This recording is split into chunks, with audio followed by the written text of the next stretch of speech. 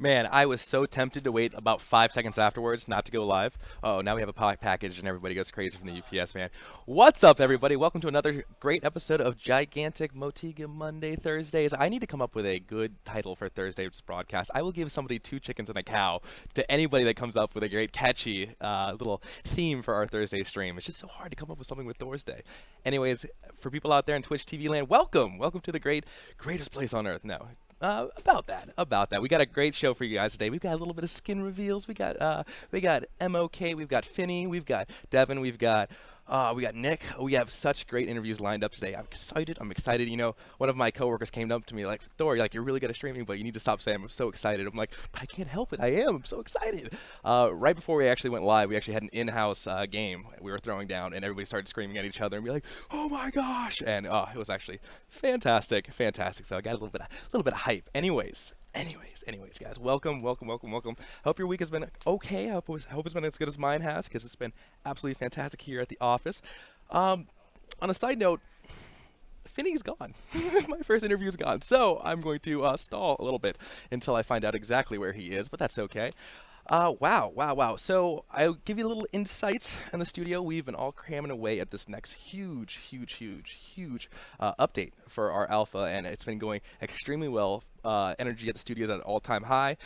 We finally got all the bugs figured out, and really exciting time here at the office. Everybody came together, really kind of put their heads down and kind of, put their nose to the grindstone. I'm so excited. For our community. And on top of that, a big shout out to the guys over at GG Unleashed. Right before the stream, guys, the friends over at GG Unleashed hosted a European Community Council. I don't know if you guys were tuned into that. It was absolutely fantastic. Some of the best broadcasters over there. We had Penta Rumble, we had Board Brit Gamers, say that 5 times fast, and then we had Trinilord. I call him Trinilord. He's an old friend of mine from a different community, but glad to have him over there doing all kind of cool stuff for GG Unleashed. If one of my mods in chat can go ahead and link that website, really great stuff. EU community has always been very close to my heart, and for them to come out there and kind of do a show before ours, internally grateful for them over there, and it's really cool. It's really cool to give a nice insight on what's going on for the community aspect of it. That being said, wow, it is almost the weekend. Oh, I'm so excited. That's what Tumi says. I'm just getting so excited. We've got a really great show today. Part of my job is kind of highlighting the developers at our studio, and I can't think of anybody better than the 4 that I picked out today.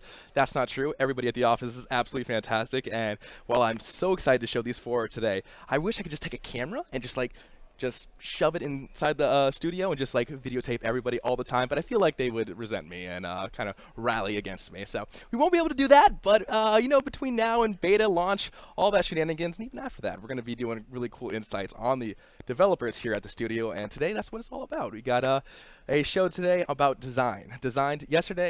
Last week we had a show about what is Motiga, who is Motiga, where are we going as a company, and this week I decided to kind of take a step back and really talk about what is Gigantic at its core, what is design, whether that's character design, whether that's level design, whether it's just top-down design, and today is going to be all about design. So, anyways, when I get an update on where Finny is, that'll be nice. Until then, you know what? We're going to impromptu Tumi. Tumi, get over here, buddy. Uh-oh. All right, here we go. This is what interns are for, roasting them live on stream. Tumi, how you doing, buddy? I am doing great. How about you guys? Doing all right. So yeah, you're about to graduate, my friend. Oh, dude, I am pretty stoked. I was going over the plans in my head the other day, and I was like, man, I graduate and I walk on the 14th, and then on the 15th early in the morning, I fly out to Las Vegas for E3. So it's like the second I graduate, it's nonstop. Nice. It's go. So I'm pretty stoked though. Nice, awesome. I remember that moment back then, way back when. I was like, man. And then, you're here hanging out with us every day, and then right after that, we got Gamescom coming up, and that's gonna be exciting. I know you're putting a lot of work in over there. Oh, I love Gamescom, and I'm super jelly. I don't know if I'm going yet, but I'm super jelly for everybody confirmed going because, like I said, our EU community actually had a community council before the stream. Yeah. And they're getting really hyped over there. I know you're gonna be working very, very closely with the cosplay community. I'm looking to do that. Yeah. Little things going on, so that's gonna be fun. And I'm excited. A lot of people in the community are coming together, and unfortunately, with the game being under NDA, there is that roadblock. You can't particularly say I'm in the alpha because that's just something we can't do right now. And it really, to me, it's about things to come. And when the gates get shut down and everybody's able to be like, hey, I didn't know you're in there for the longest time, it's going to be great. It's going to be absolutely. Thor sure has put on weight. Oh man. Oh, No, you know what I'm more concerned about is this picture that High-Res Kate just tweeted out. Uh-oh. Oh no! So it's a picture that somebody took off my LinkedIn, which by the way I haven't updated in like 9 months since I started working here. Oh man, it's pretty bad. It might break your computer screen. It's like me looking like Ernest Hemingway. I got like this like black neck sweater on and like the most just. Oh man, I can't grow a beard. I can't grow a beard. That's quite unfortunate. However, one of the big reasons why I wanted you to have before the great and all-powerful, Oz, but I think of Finny as the great and all-powerful Finny, because he is the head of VP of Development. Absolutely amazing. There he is. I see him coming down. Oh man, he's gonna take my chair. But I know we're looking for interns, and the site's always updating. So, and this one, I want to get out of the company. So, guys, keep it peeled on the intern section of our website because there could be things coming soon. Things coming soon. Absolutely. And any cosplayers out there or people interested in cosplaying, definitely hit me up. Geek Faye, I think I saw a comment in there that someone was supposed to contact you. I'm not sure what that was about. About the swag bag and yeah, okay, so that's the intern Geek Faye. Get him. Dude, swag. Okay, so right now we are trying to get that stuff out. We appreciate the wait. We're definitely a little out of swag right now. That's a really nice. That's a really nice. Really nice bash you got there. Yeah. We're replenishing it very soon though, and we'll get those out as soon as possible. We know that you guys have been waiting a while for that, and are super stoked to get it, and we're super stoked to send it out. So, without further ado, I'm gonna let James Finney jump in here. All right, that's what I'm talking about. Thank you very much, bud. Thank you very, very, very much. All right, guys, what you guys been waiting for? Here we go. You can just squeeze on through there. There we go. I know this awkward small space. Hey, Telder, how you doing, buddy? Yeah, I'll let you get in there, my friend. There you go. All right, there it is. I was so scared. I didn't know where you were. I turned around. I was like, oh my God, he's not here. What happened to him? Yeah, sorry about that. No big deal. It's just that I'm terribly inconsiderate. I heard you're making a video game, and I hear that's quite time-consuming Yeah. from your perspective. Ladies and gentlemen, it's my honor and pleasure to introduce James Finney. How you doing, bud? Pretty good. Pretty Nice. good. Not too bad today. I hear it's been crunch time around here at the office. We've been working on a lot of stuff, a lot of stuff. Yeah, we actually try to make sure that we keep things as even as possible during development and that there aren't too many crunches. But, every now and then you run into a little spike. So there's been one of those recently. I gotcha. Yeah, I mean, recently, I don't know what's happening. Something's happening. Amazing. So, James, you're not new to the industry at all. How about you introduce yourself and kind of talk about what you do for Motiga? Sure. Yeah, so I've been making games for a living for a little over 21 years now. How do you do it? You look like you're right out of high school. And did you find the liquid Lazarus pit or something? I don't understand how you look so young. Obviously, I've not been working on wearing these headphones correctly for nearly as long. No, I'm I'm in my 40s now, so it's not that far off. But definitely it was a little different when I started in the industry. The way in and the sort of there wasn't sort of school for it or all those sorts of things, and even for a while, probably first dozen years or so, you could go to school to get a degree to make games, but it was probably pretty bogus. It's gotten a lot better as far as that goes, where there's sort of a legit training that you can get. But so for me, it was a matter of kind of just jumping in, getting a chance, seeing an ad. Imagine this is essentially pre-internet. In terms of in stuff, the right? newspaper, you get out your penny saver. Oh no. Yeah, started out as a programmer working on a Super Nintendo game. Wow, so that is amazing. that's that era. And then have been doing that pretty much ever since.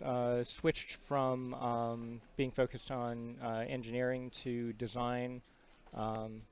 3 years in or so, yeah. All right, nice, awesome. So what is your official title here at Motiga? So, introduce myself different ways at different times. I am the Vice President of Product Development, but I always feel like that makes it sound like I don't actually do anything, right? Like just in meetings, and there's I'm certainly Galactus. there's certainly a lot of meetings to do. So really try to focus on, when possible, my duties as a creative director or lead designer, focus on just trying to actually make the game. Nice. It's funny, guys. I've said this before in the last stream. I'll get out at like around 8 o'clock, and I, throw my bag over my shoulder. I'm walking out, and then I see Finny working on something. I'm like, that man is so dedicated. I just like it every single time, and it's actually really refreshing to see this as a company. I see so many people, working around the clock, and just definitely brings a smile to my face when I see everybody working real hard on that. Yeah.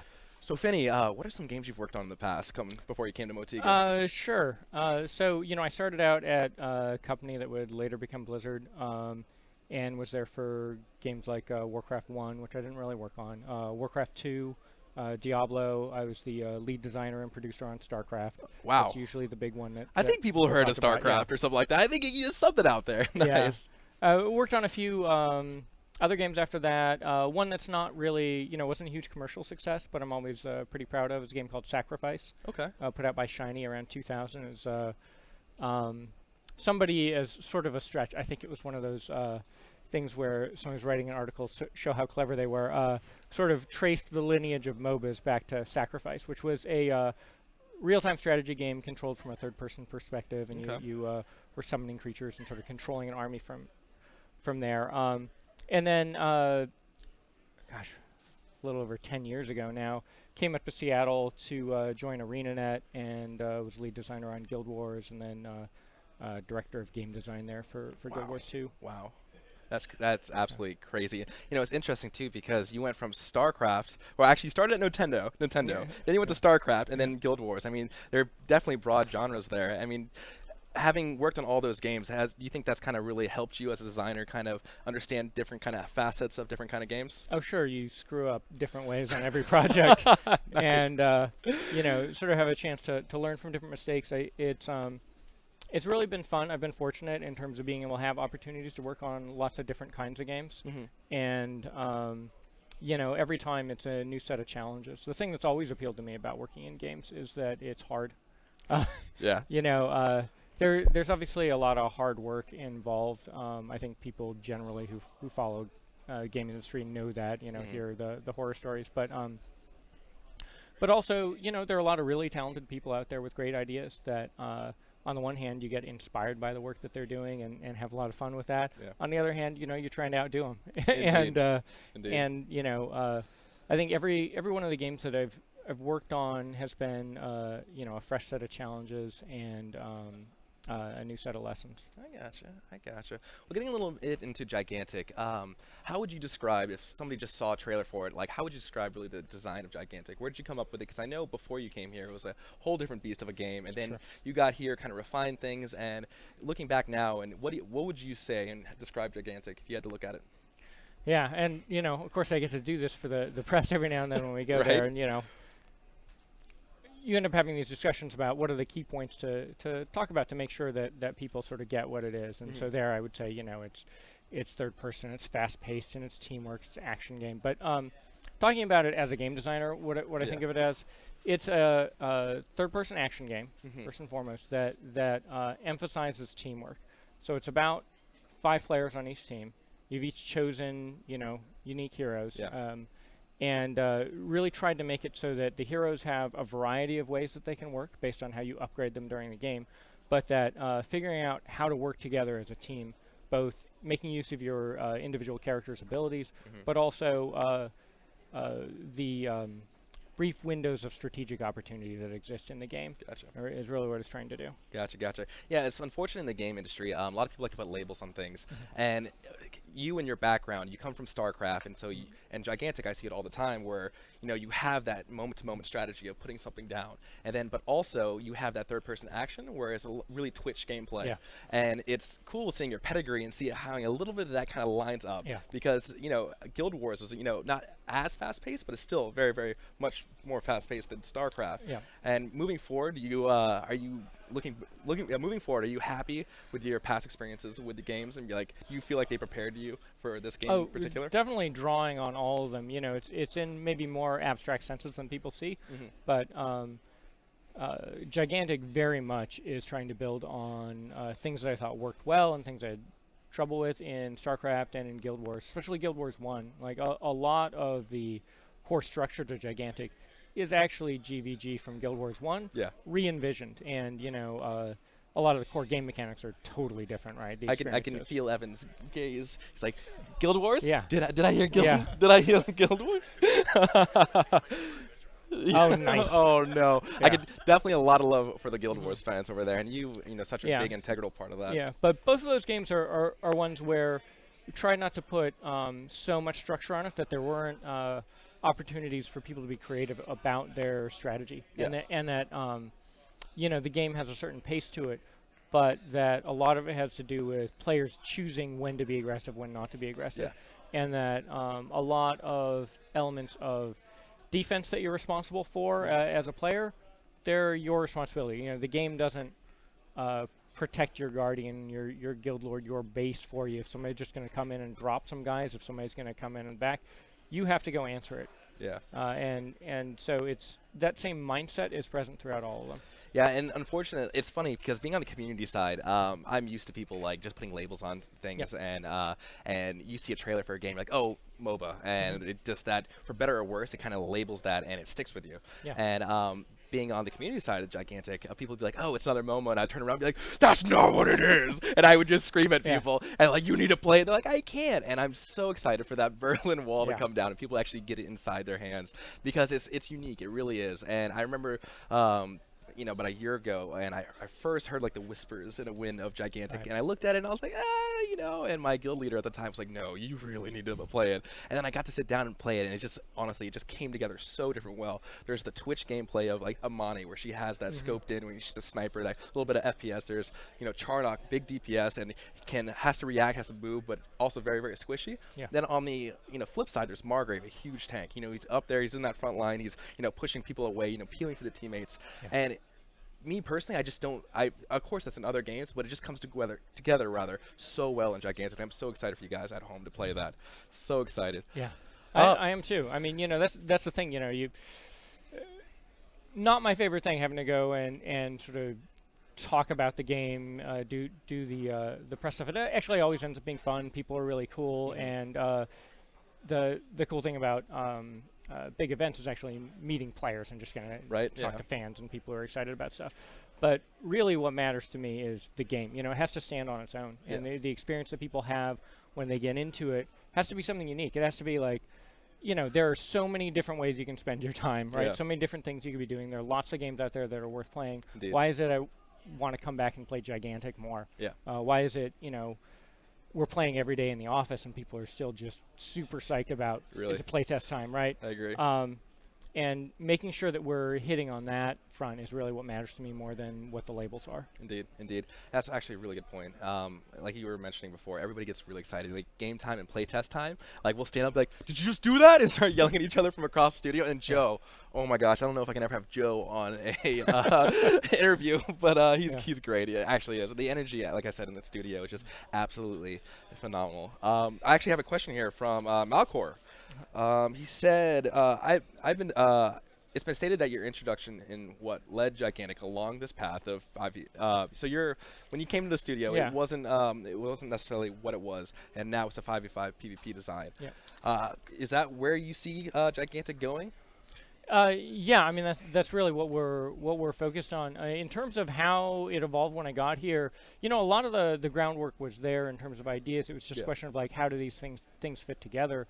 And as I said a little bit earlier, and I've been, I think, pretty transparent about elsewhere, a lot of it was looking at it through the lens of Guild Wars 1 and saying like, oh wow, I see how these things fit. And some of that actually goes back to having wanted, since the days of, say, Hexen, to date myself again, right?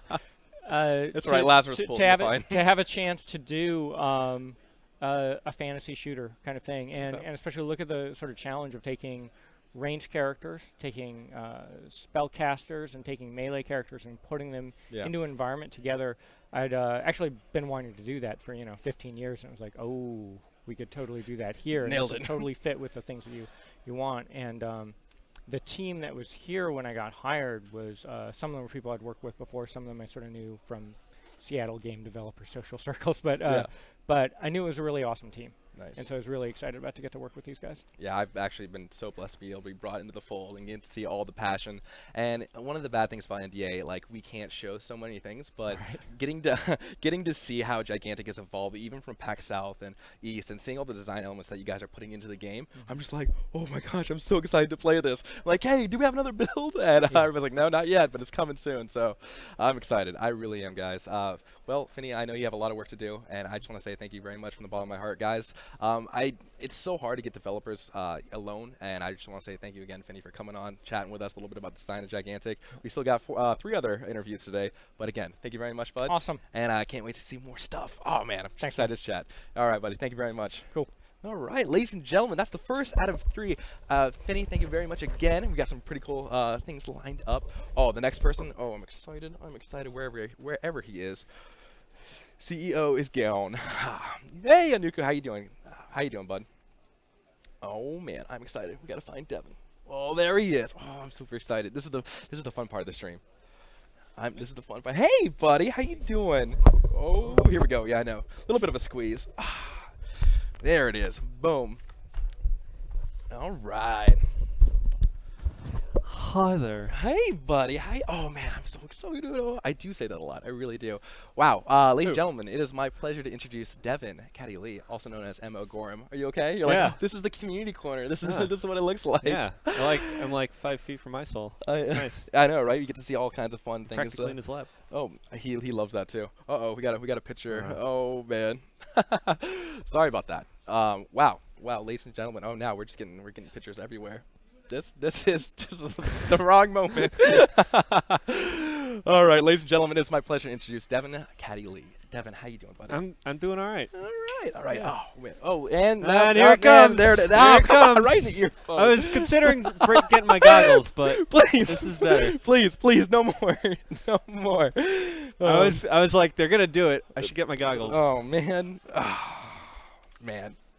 Please. And chat didn't even warn us at all. They saw it happening. I didn't even flinch. They did. Stone cold. Yeah. Anyways, whew, I'm excited. First of all, let's tease. Let's tease the skin. You want to tease the skin? Tease the skin? Oh yeah, sure. Let's tease the skin. By the way, I had to fix. Who's that Pokemon? Oh, who's that Pokemon? Wait, here we go. Boom. I hear you had a thing to do with this. I did. I designed it. We'll get. I mean, we'll get more into that. First of all, let's talk about a little bit of who you are and who's M.O. Gorham. I am one of the concept artists here. One of 3 right now. One of 3. 4. Actually, everyone's a concept artist here. We were talking earlier about like I don't know what I do really. what is going on? Why am I here? We were talking a little bit earlier about Vinod and how amazing he is too. And if I had my way, I would just, like I said, wrap everybody up in a big bear hug. We can't physically. We can't physically fit any more people That's in good. here. It's cozy. We're already sitting on top of Ice Hole's lap. So. Yeah, we're in Ice Hole's. We're in Ice Hole's. Nailed it. Cool, awesome. So you're a character artist here, and today we're talking all about design. And something that was a little bit of an eye opener for me, and that what I really want to tell chat today is how much Hey, what camera? I was like looking at the monitor, and I realized there's a camera. There it is. Nailed it. So what I wanted to talk to Chad about today is how much connectivity we have for different kinds of teams here. The artists, they talk to the designers talk to the artists, we talk to the, even like David Noonan over there. He has so much input, and something that I love to see is everybody working with each other. And so that's really what we're going to be focusing on with you. But before we get into that, I do kind of want to show your artwork, because when I first saw you working at your place, I was like, you're a wizard. You're an absolute wizard. And I just started walking, and you'll know it too, because I'm a journeyman wizard. You're a journeyman wizard, +1 to stats. I'll get up from my desk when I have a spare second and kind of like wander over to you, and I'll be like, "What you doing?" And I'll just like stare creepily behind him for about like 5 minutes, and then you won't notice that I'm here because he has the earphones on. I'm just like, "What you doing?" I'm zoning. I'm like deep in the zone. I'm like, "You're a wizard, Harry. You're just making amazing artistic stuff." So to get a little piece, piece of that for the chat, I do want to kind of go and show a little bit of your old portfolio and see. Oh, it's so good. Oh, don't be bashful. This is what it's all about, getting the audience to know you. Here we go. Oh, look at that. That thing. What do you call that? It was the original idea was that it was a Cerberus.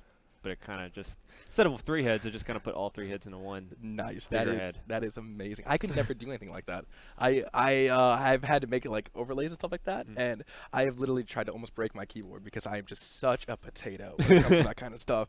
Oh man, my potato is legendary when it comes to artwork. So, nice. I saw. I do pin up stuff. Oh, Sometimes. it's so good. You know, it kind of gave me that little like Agent Carter feel if it was cartooned. Yeah, I looked at that and I was I was like, definitely going for that doo-wop-y kind of I like vibe. it. Yeah. I like it. As a Motown man. Yeah, I love that. I was like, that is absolutely like Motown? freaking Motown's amazing. awesome. You know what's sad? That I'll never be able to do anything like that. I've had so many arguments with artists like yourself. I'd be like, "You're so magical." It's like, dude, it's just hard work and working. I'm like, It's a no, lot it's. of work. I'm like, no, it's not. It is talent. It is voodoo. It is voodoo up in here. It's You have always practicing. Never-ending struggle. The struggle. the never-ending struggle. Oh, I really love this one. Yeah, this one was for Imagine FX magazine. It was like a tutorial kind of a thing, and they wanted me to do a painting demo for a character design thing. Oh man, somebody in chat just said Motown, M-O-Town. Oh, Oh, no. how come nobody's taken that already? That's a good one. That's a very good one. Sama, good one. Nice, absolutely love it. It's just what was the design process of that one? It was almost looks like a dragon, and people are shooting. I can hear the gunfire of Nerf guns in the background. Oh, it's relentless.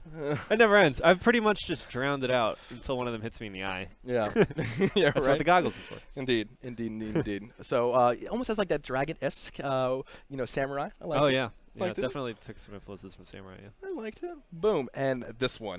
This You gave me this picture, and I was like, and I cannot unsee this picture anymore. I'm like, thank you, buddy. I got your file like at it's kind of gross. 3 in the morning, and as I was going to bed, and I'm like, I'm done. That's enough internet for one day. Yeah, it's weird. It's something inspired by a book series called Dune. Yeah, it's one of the characters. He's like a worm thing. That is I don't know. grossly awesome. I Can't love really it. spoilers. Oh but yeah, I gotcha. Absolutely freaking fantastic. So how long have you been in the industry, my friend? Close to 10 years now, at least. How come everybody looks so young and they've been in the industry for so long? I don't know. understand. Well, games, I guess. Games been playing around. Maybe that's the secret. If you want to live Yeah. forever, be a game developer. Yeah, I guess so. Yeah, that's the secret elixir. Segue. How did you get in the industry? My first job was at Turbine Games on the East Coast. Okay, Florida. Florida? Oh no. It was in Massachusetts. Massachusetts. Okay, because I think they have a Turbine Studios down in Florida. I'm not sure, but I think there's something with a T that's in Florida. Yeah, that was my first job doing contract Wow. texture art. I wasn't a concept artist. Okay. On start, I was a texture artist, and I would do like texture on models and do variants. It was like a million armor sets, and I just did like variants and everything. It was really a million. It's truly a million. Nice. Somewhere out there is a cabinet with a million artworks from Gorham. Yeah. Nice. So did you go to school to be an artist, or? I did. I ended up at Rhode Island School of Design, and yeah, it helped me a lot. I had some ups and downs, and met a lot of cool people there. Nice. 10 points for Dryakos. Dryakos. I know there was something. It's Tiburon. Yeah, Tiburon. There it is. Tiburon. Boom. Nailed it.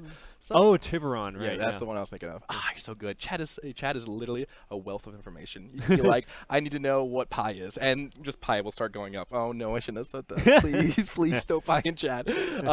Anyways, well, nice. It's funny getting to know so many artists, and I've been in the industry probably about a year now. I got to meet Nicholas Cole. I got to meet Lexi, and they like almost all know each other. I know there's a couple people at. I went to school with Nick. Wow, he's a pretty good wizard too. Yeah. He's wizarded a couple things in his day, and absolutely love it. Have so much respect for those guys and the artists, because again, to me, I'm just like, They're all super talented. You're doing voodoo. Yeah, that's what you're doing. Awesome.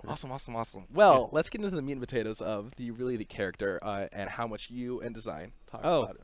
I mean, it's pretty much back and forth, like almost every time. Every time we have a character kit, like we are always close in talking with design. And yes, I mean, sometimes they inform our concepts, and sometimes our concepts inform the design, and it goes back and forth. And it's like, it's never really like a clear cut thing, really.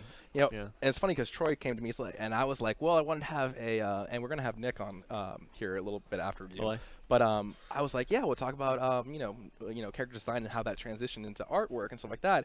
And then Troy's like, that's usually not how it goes. Usually from the get-go, they'll come If up only with it was that simple. I know. So If only it was that simple. right, Yeah.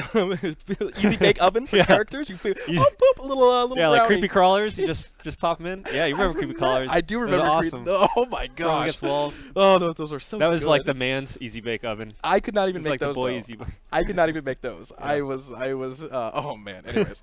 Whew. Oh yeah. So Troy informed me. He's like, that's usually not how it goes. Like usually. So in a couple instances, like Adept and Taito, you actually the kit was somewhat formed, and then you made the hero, and then they made the kit for the hero. Yeah, they kind of retroactively fixed it. I mean, it was originally a really crazy kit. It was like it was called Duel, I believe. I wasn't. They changed it like after I came in. Yeah. And like there was a skill like Fang, the E skill used to be used to switch stances kind of, and it would change the effects of his other skills.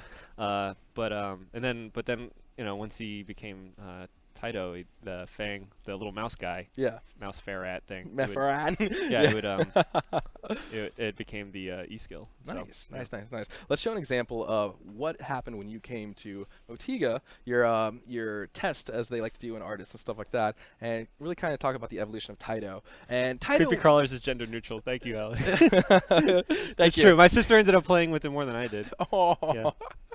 Oh, that's great. That's absolutely fantastic. So let's talk a little bit about when you came to the studio. This is Taito as everybody knows him right now. As you can tell, Taito has that feel. You're like over here.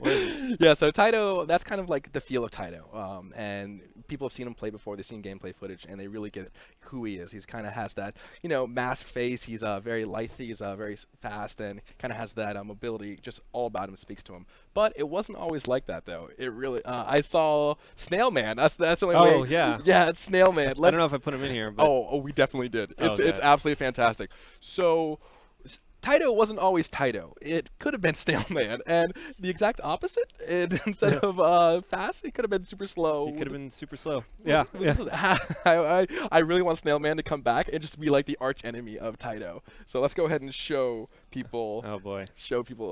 Yeah. So my art test, I did 2 characters. So that was the other one besides Taito that we did. And the idea behind that one, the pitch was design a character with a hero and a pet. Yeah. So for this character, he was a blind samurai, and kind of a character, and he had like a Zatoichi type, and he had like this little guy, and he would act as the eyes. Gotcha. And I was trying to think of skills that would interact with the little creature on his head, and they would have like different vision mode or something like that. That's so cool. That is so amazing. Chat's going crazy. I want Snail Man. I want Snail Man to be back into the game somewhere, somehow. I think there is room for Mr. Snail Man. And you told me before that you've been trying to get that snail into the game somehow. Yeah, somehow. I tried like 5 times. It's never gonna happen. So, don't give up yet. We can fit it onto the artwork of Canyon or something like We'll that. get him in. Oh man, absolutely freaking amazing. And it's funny because you said it was one of your artistic tests to get actually into the company, and it's seeing how Taito is and where Taito came from and where it's going. But I can totally see how you were given credentials and asked to draw a character, and you came up with that. It's just I'm absolutely. shooting in the dark. I'm gonna just like throwing stuff at the wall until it sticks, and Yeah. Yeah, I like it. Yeah.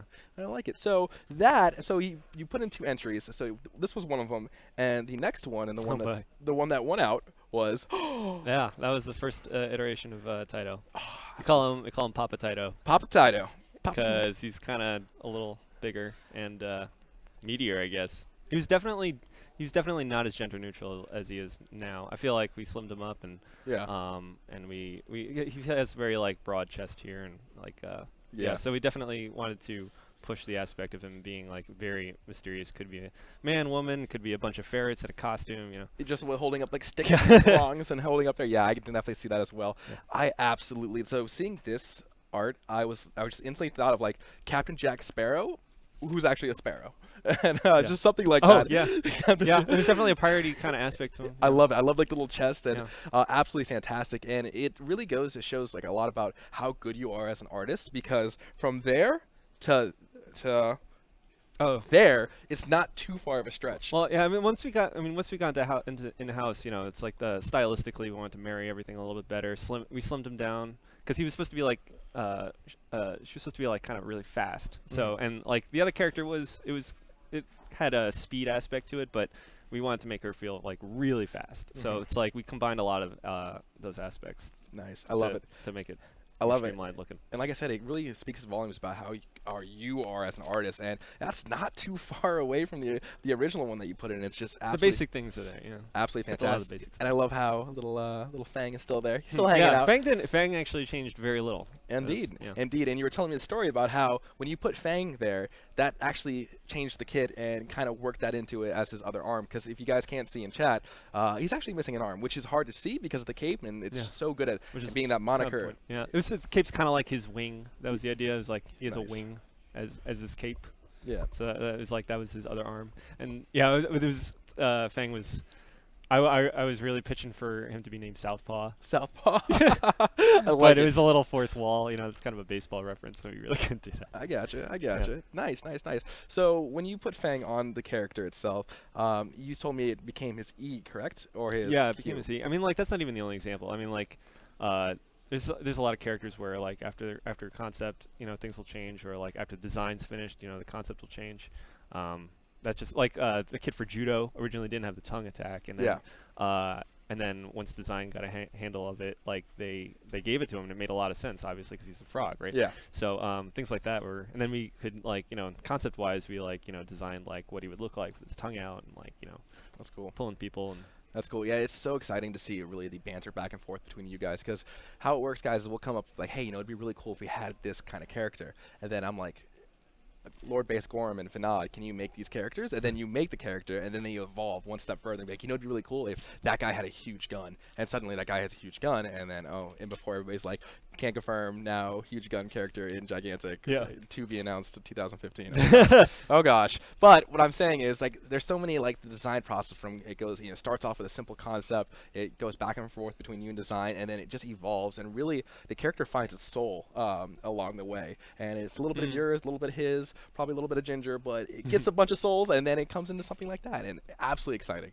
Oh, we need to tease the skin one more time. Go ahead. We got to tease the skin one more time. I mean, I think it's pretty clear that it's a Swift skin. It has to be. It has to be. It's a Titus skin. It's quite close. Plot twist. It's actually Margrave now. He slimmed down. Indeed. Margrave slimmed down. Indeed. By the way, what is your favorite game growing up? My favorite game growing up? Mm-hmm. Ooh. I'm gonna say I had the most memories playing Golden Axe in Chinatown Fair. That was probably.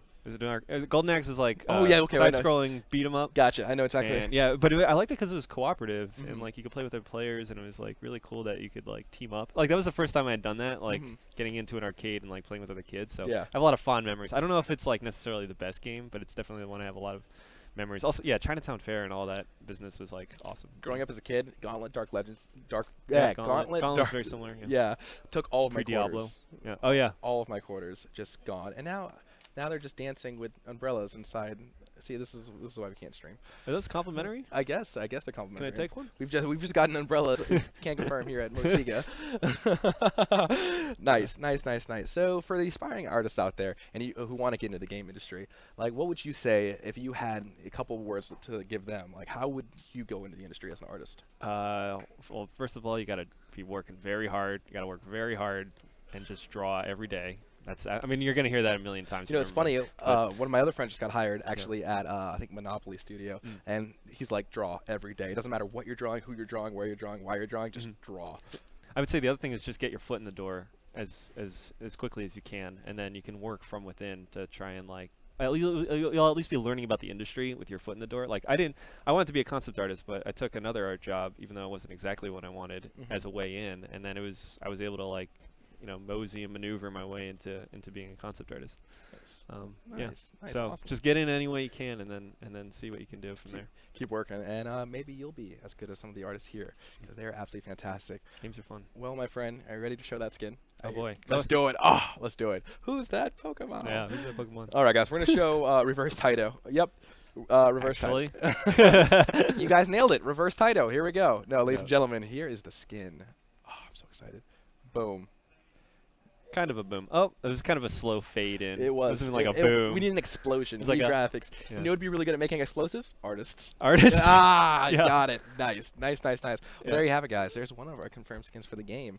Yeah, the idea behind this one is, I mean, Taito's kind of a traveler, and she just, travels the whole world, and this is kind of, since she's sort of have this international life, she has costumes from different cultures around the world, and this is sort of, this is definitely inspired by like, I guess I've just been watching a lot of Game of Thrones, but like House Stark. And, Yeah. but also like taking some stuff from like the Northwest Native American stuff, Nice. and like just combining. I definitely. You know what? Yeah. It's funny too because when I saw the skin, I instantly thought of Assassin's Creed when it was based in America and it had that Native American influence as well. That's right. And I was like, oh, That was a really cool. fluffy. All those designs are pretty cool. Yeah.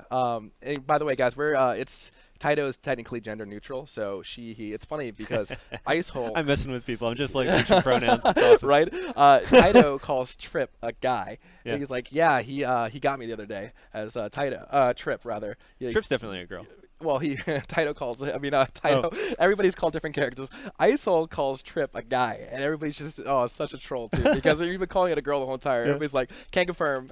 I don't know if it's a girl or not. So yes, see, look, look, man, Taito is a girl. Confirmed. Maybe, possibly. Maybe. Maybe it's neither. Maybe it's a bunch of ferrets. I still in a think Muppet costume. I still think it's a bunch of ferrets in a Muppet costume. Maybe. I'm excited. I'm excited. So, I've actually heard a little bit of lore about Taito. There is a little lore. A little bit of lore, and Yeah. and if that plot twist happens, I'm gonna be super excited for you guys. Oh, That would be really cool. it would be. Oh man, we're teases. Yeah. Stop it. Let's not give it away too well. All right. Well, my friend. Well. Here we are. Here we are, my friend. Any parting words that you want to give At to the the end stream? of all things. Stay classy. Stay classy. Stay classy, San Diego. There you go, my friends. Well, ML Gorham, I want to say a big thank you very, very, very much for coming on stream and giving us a little bit of your time. Yeah, thanks for having me. Nice. And I'm so excited to see your work in the future, where you're going to go with it. Everything you do here is absolutely freaking fantastic. Not to say you don't do bad things, because you killing me on Zenobia, definitely check that. That's a bad thing. Check I that thought out. that's a bad thing. Yeah. I've definitely dived once or twice Nice, without my nice. team. Nice. Where's my team? Where's my team? You weren't healing me, noobs. And also, guys, I do want to hype you guys up a little bit. This isn't the end-all, be-all art stream. This is really kind of, I just want to talk a little bit about how much a artist gets to design a character and the feedback. There are so many great artists here. Nod, we have so many great artists here, and getting the chance to really meet with them and having a discussion with them and getting to sit down with them and kind of talk and maybe take artists, little requests and sitting down and getting to draw for them is definitely going to be a thing here at the that Motiga would be stream. fun, yeah. And you're going to be able to meet Get Katie to do some live draws too. Oh, she's good. She's so, oh my gosh, so amazing. Jeff. So many voodoos, so little time, my friend. Chinatown. Chinatown. All right, guys, thank you very much. To say goodbye to ML Gorham. Thank you very much, buddy, for taking Thanks. your time. Awesome.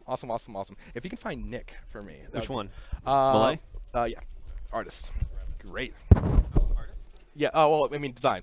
You're too good. Too good at what you do. All right, ladies and gentlemen, we are 2 down, 2 to go. I hope you guys are enjoying the stream today. That skin, though, I'm so excited. You guys got crazy about it. I love it. I love skins. I love the variations of skins. I love color variations of skin. I love all this kind of skins. There's so many people that are like, hey, skins. I'm like, give me the skin now. But absolutely fantastic. What? Thor holding his keyboard in his lap? Where do you want me to hold it? Where do you want me to hold it? I can't please Pluto. Gosh dang Twitch employees. How you doing, bud? Nice. I'm doing good. How you doing, bud? Good. Hanging out. It's Thursday. It's almost the weekend. Yep. It is almost the weekend. Ladies and gentlemen, I'm joined here by Nick.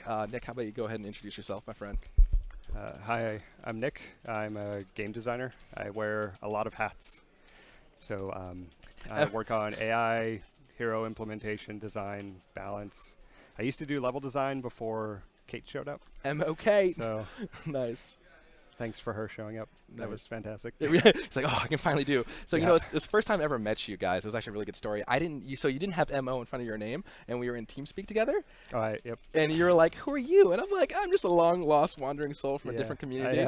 And then I got to meet you. I was like, wait a second, this guy works for Gigantic? And it Yeah. was definitely fun. I have a bad habit of idling in voice chat during our alpha tests without my tag, just to listen to what people are saying. You are kind of like the Batman of design. You go into the TeamSpeak. So if you guys do get to play Gigantic, maybe on some voice, he may be there watching, waiting wondering your opinion on the game. Yeah. So nice. It's almost the weekend. Any big plans for the weekend? Please don't throw things at me. Please don't throw things at me. Probably family. Family. Yeah. I hear families approach. Yeah. Families definitely. Yeah, I've got 50 Yeah. cents. Thanks, chat. Well, nice. And I'm trying to get platinum in Bloodborne. Oh, little platinum and Bloodborne. I got you. I'm close. He's like, I'm close. Yes, I can feel it. Nice. Yeah. Nice. Well, let's talk about a little bit of how did you get in the industry? How does a man such as yourself get to where you are now with lots of hats? Yeah. So I sort of always wanted to be in the industry. In high school, I played a lot of PC games around that time, and I knew I wanted to do it, so I went to school for computer science, and I ended up not completing the degree and having to abandon my dreams for personal reasons. And then 5 years later, I went back and I actually went to the Guildhall at SMU, which is a master's program in game design or art or coding.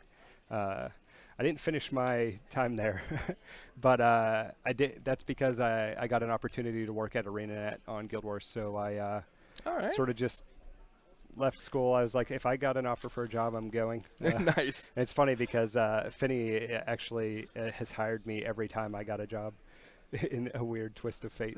Nice. So, It's funny because your story's so I'm actually very thankful for that. nice. Your story's actually kind of close to mine. Way back when, and I know a couple people are in those days. EA approached me and a Twitch staff individual. He's like, "Hey, you should come stream our game." And I was in college for anthropology at the time, and my teachers sucked, so they were bullies. And when I finally got the offer and kind of went full-time streamer, they're like, "You should come over." And I'm like, "I 100% will." And the next day, my teacher was like something smug, like, "You're never gonna pass." I'm like, "You know what? I don't care." And Yeah. I know that feeling. That feeling is very close to my Yeah. heart. Yeah, I mean, when I was at school, the thing is, once I decided to not do computer science, it was really difficult to learn like tools and stuff on my own because you have a full-time job. Yeah. You're working. You have whatever else is going on in your life. So when I went to the Guildhall, it was a nice like this is what I'm going to focus on. And when you're at a school like that, there's a lot of work to do, but everyone there is super into making games and learning about how to make games. So you could just focus and like Nice. bask in all the glory of like the industry, sort of, even though Indeed. you're not there yet. But like, really dive into it and soak it up. And yeah. Nice. Well, the reason why I have you here today is because I want to hang out with you, and we don't get to hang out that Okay. much. Yeah, I know. The whole entire stream is just a facade. Sorry, guys. So how's your day? No, I'm kidding. yeah. I tease. Anyway. To talk about a little bit about design and character Sure. design, because growing up as a kid, there has been so many times where I've thrown a keyboard, broken a controller, and been like, Yeah. "This character's broken," or "This character needs to be buffed, buffed, Sure. nerfed, take it out of the game, put back in the game." And everybody, I think, out there in Twitch chat has said something kind of like that. And so I want to have you on and kind of talk about what goes into a character design, really what goes on behind the scenes in the game development company. For us, I mean, I guess each company approaches it differently. Right now, for us, when we're talking about new characters, we're looking at gameplay whole, sort of like how does it feel to play characters in different games? Do we feel like there's something we want to include that we haven't had yet? Yeah. And then once we like say, okay, yes, we want that thing. Like we want the character that plays like a shooter or a brawler or or a fighting game character, or which I assume brawler and fighting game character are different things. Yeah. So they like mechanically they're different anyway. That's why I referenced that. Indeed. But or like a RPG player or things like that, and then we decide what role they want to fill, and then we sort of it sort of varies from there. Sometimes, like, we don't even get into that discussion, like, because we just have an internal wiki page where anyone in the company can just be like, hey, I have an idea, I'm just going to throw it here. Yeah. And then when it comes to, like, hey, we want to add more characters, which ones do we want to add? And it's like, all right, let's go take our look through the list. And it's like, okay, I like this guy, that guy, and that guy. So Wait, we're getting some intermission. Wait, they want a Thor character? I don't know. I don't know. yeah. I can't force that, guys. If you had time to write it on the wiki, you might have a better chance of it. showing up. and I'm getting suitcases full of money and depositing it. Oh, yeah. Yes. How much? Anyways, Yeah. I tease. Well, I'll text you later with the no. Nailed it. Anyways, so be prepared, chat, for some amazing paint skills. What really kind of gripped me about this game was how different the characters feel, but how on a scale, like, there's always been this, like, trinity of the heals. You got DPS, you got tank, and a lot of MMOs use it. A lot of RPGs use it as well. And it's funny because getting to sit down with the characters and play them, there are those characters that kind of really have that role of like tank. He's he's a tank, and that's what we call him internally. But obviously, I was referring to Margrave. Sure. And then, but on the other side, we have Charnock, who's just straight DPS, and he has AoE, and he can't heal, and he can't really tank, can't peel and stuff like that. But then you have Adasi, which is heals. However, she also can do damage, and internally that's been fun to deal with some shenanigans. It's tricky because with different playstyles, the characters might deviate one way or the other. But when you're trying to look at them and balance them, like in Gigantic, we're not just straight up numbers, and we're not math fighting as much as you would in other games. There are almost no guaranteed hits. So you have characters like Trip is actually like really durable in the right player's hands because they can move in a way that makes them very difficult to hit. So you'd be like, oh, she has like no health, right? But whereas Margrave gets hit a lot, but he has a lot of health and armor to accommodate that. So it's like, how do you find the balance in that? And it's I don't think there's a definitive answer other than very carefully. Yeah, very, very, very carefully. And what gets me really excited too is I remember the first time we kind of talked. This is it had to be like 3 months ago, about 2 months ago. And I remember we were talking about Margrave. And in other games, I'm not going to name any names, but when a character comes out, they'll first the character will be super, super strong, and everybody will buy them, and then they'll get nerfed, and then they'll just kind of be put on the platter and be like goodbye, and like not used again. And what gets me excited is that you guys are actively balancing and actively changing, and going so far as to like completely throw out moves, can maybe change a kit and stuff like that. And you guys are continuously balancing a character. And granted, we are in alpha, so this is the time and place to change it. But you guys are moving forward, always saying like listening to the community, like this doesn't really feel right, and that's what really gets me excited. Yeah, I mean, just because of the nature of how the game works, our production costs on characters are a lot higher than other games, like just the number of animations and effects and skills. And because like of our upgrade system, like every skill has 4 endpoints where it could end up at. We try to, sometimes that changes animation, sometimes that changes visual effects, stuff like that. But that sort of leads to a place where we want to make sure it's right. And we don't have a huge number of characters, but we have a lot, and we'll be adding more, things like that. Indeed. But we want to make sure they're all viable as a result, right? Yeah. It doesn't feel fun. And something that I want to kind of hint at as well.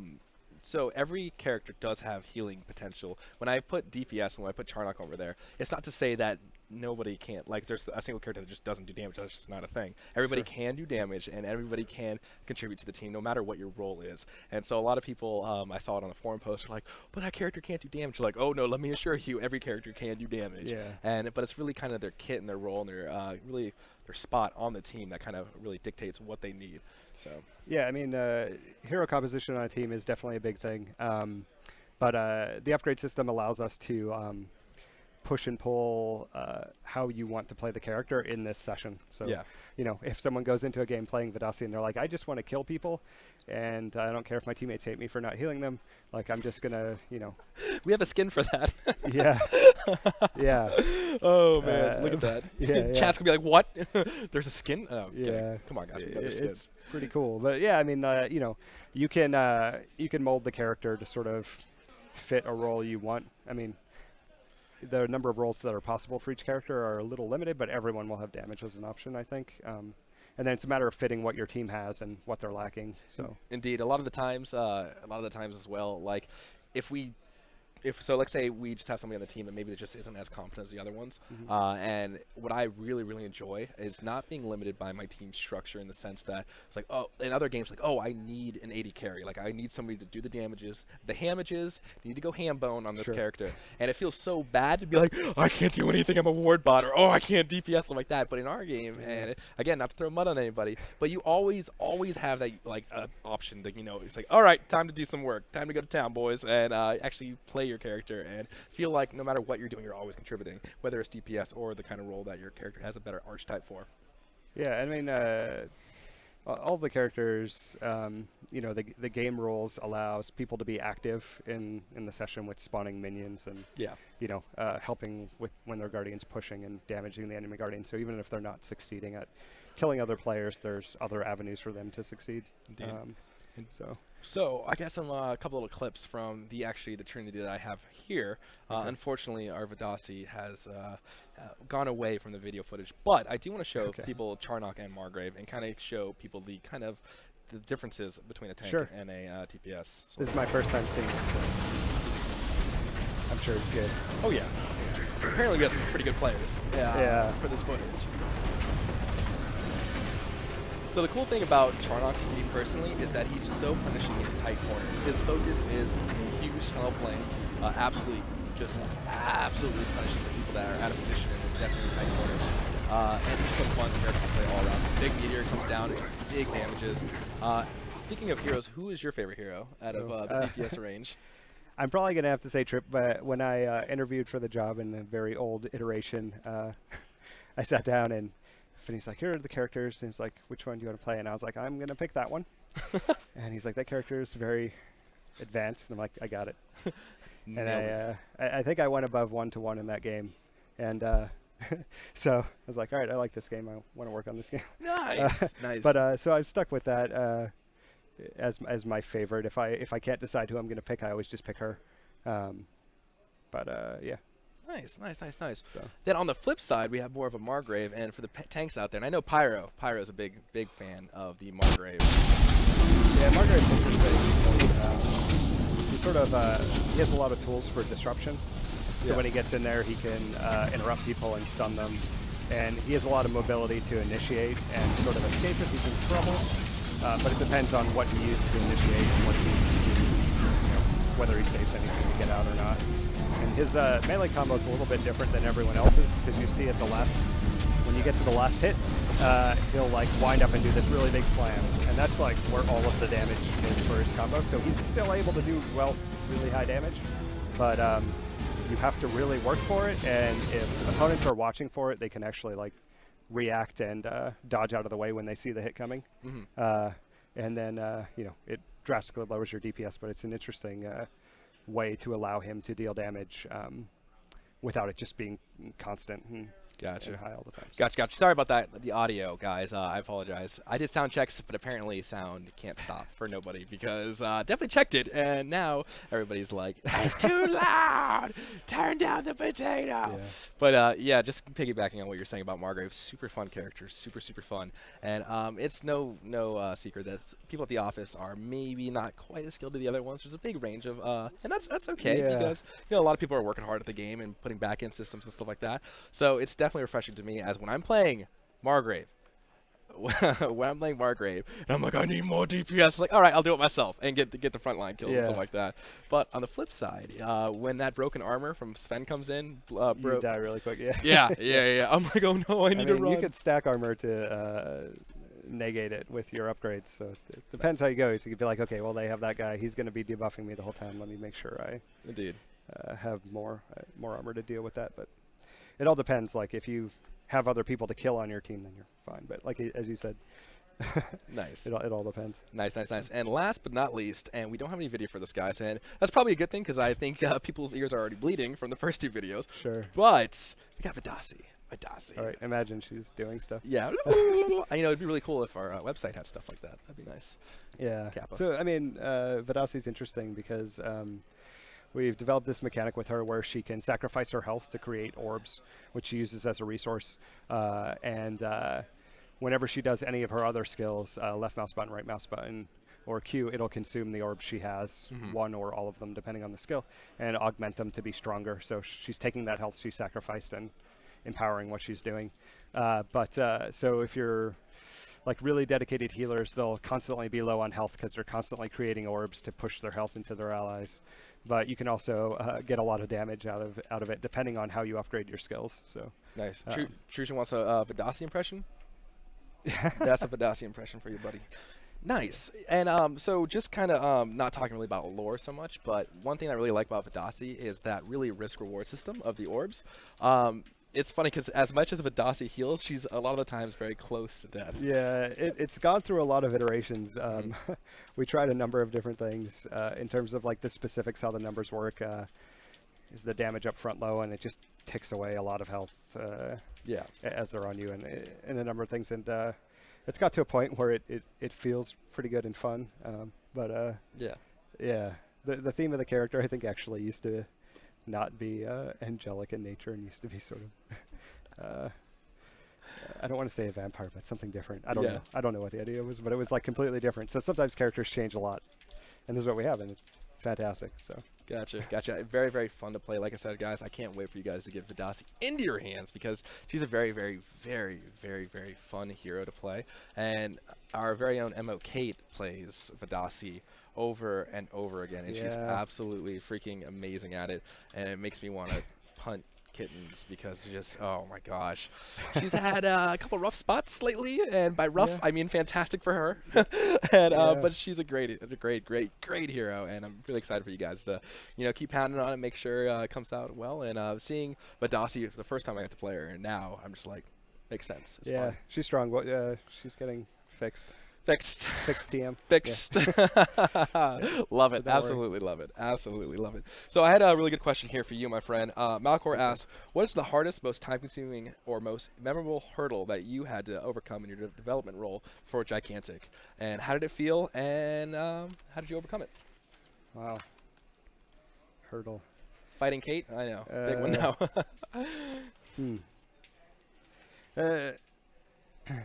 A lot of times, I guess it's a long time ago. The way the upgrades worked is they were all additive, so it's like I can play this character and I can just buy all of the upgrades on skill 1. Then skill 1's really good. Yeah. And I didn't buy any of the upgrades on like RMB or Q or something like that. Okay. And I fought pretty hard to try and analyze what was with it that was bothering me, and then it's like coming up with a proposal, presenting that proposal, tweaking it, working with the rest of the design team to come to something cohesive. Like the passives were a completely different thing. It was like, I want to say 6 to 10 iterations on that. Oh no! And then it all came together to something that gives us a lot of flexibility in terms of playstyle when you're playing the game. One of the things that was really important is that you could be reactive with your choices based on the enemy team composition and how they're playing, how your team's playing, things like that. Gotcha. Felt like the old system didn't do that necessarily. It was just always just adding power and stacking it, and you were getting everything. Gotcha. So it was like coming up with a way to present that system and get it cleaned up was probably the biggest hurdle. I don't know. I don't view too many things as everything's a challenge, so it's like all even to me. So it's Gotcha. It's a little difficult. Good answer. And I know you guys have done a really good job of making the different hero lines feel different. And while there's always gonna be some generic choices, and that's the way the cookie crumbles. But you guys have done a really good job of making 2 divergent branches as far as heroes, scales and leveling up and passives and stuff like that. And again, I wasn't here for the first iterations of the passives and stuff like that, but where they're landing now is definitely a lot better spot. It's a tricky balance. Like we're doing good on some of them and not so good on others, but we know that. It's just a matter of time.